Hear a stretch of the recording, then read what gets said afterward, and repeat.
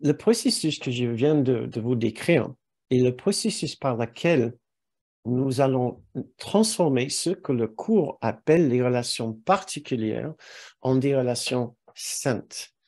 Donc, j'ai besoin de vous parler juste une minute sur ce que c'est, puisque c'est tellement important déjà dans la théorie du cours et aussi dans le processus de guérison du cours. Une relation, donc, transformer une relation particulière en relation sainte, en une relation d'unité, en une relation de séparation, en une relation de non-séparation, en une relation d'unité.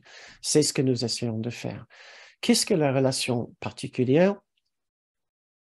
Une relation particulière est la façon dont nous allons essayer de nous définir en tant que des individus particuliers et séparés et différents des autres.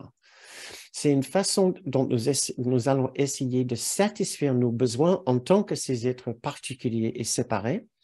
Nous allons essayer de nous distinguer des autres pour renforcer ce que nous pensons être.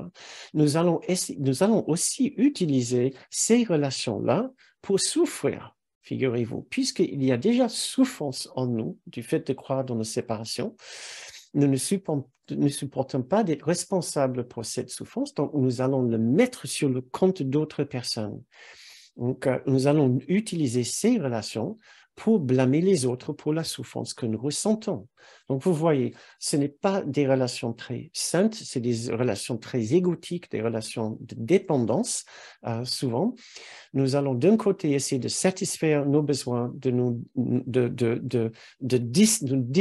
distinguer et de nous différencier d'autres personnes, et aussi de souffrir et de blâmer les autres. Donc, rien de bon, rien à récupérer là. La relation sainte est basée sur une prémisse complètement différente. C'est que tout d'abord, l'amour est en moi. Il n'y a rien qui peut me blesser, me faire mal une fois que je me réfugie à nouveau dans la profondeur de mon sanctuaire intérieur. Je n'ai plus besoin de me servir de qui que ce soit pour aucune raison. Je suis déjà entièrement satisfait dans la profondeur de ma relation sainte avec Dieu, avec mon guide, avec le Saint-Esprit, et aussi ma relation sainte avec le Christ en l'autre. Pas avec la particularité de l'autre, mais avec le Christ en l'autre. Et nous lisons dans l'introduction du chapitre 22, qu'une relation sainte part d'une prémisse différente. Chacun a regardé au-dedans et n'a vu aucun manque. Manque d'identité, manque d'innocence, manque de plénitude, d'abondance, manque tout court.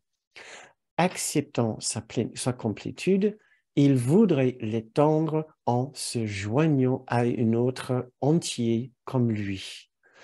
Il ne voit pas de différence entre les soi, car les différences ne sont que du corps. Par conséquent, il ne voit rien qu'il voudrait prendre. Donc, voici ce petit extrait. Il nous aide à savoir ce que c'est d'un côté la relation sainte et de l'autre côté la relation particulière. La relation particulière, là où nous voyons que nous cherchons la complétude avec l'autre. Nous voyons les différences entre les soi. Nous voyons les choses que nous voulons prendre.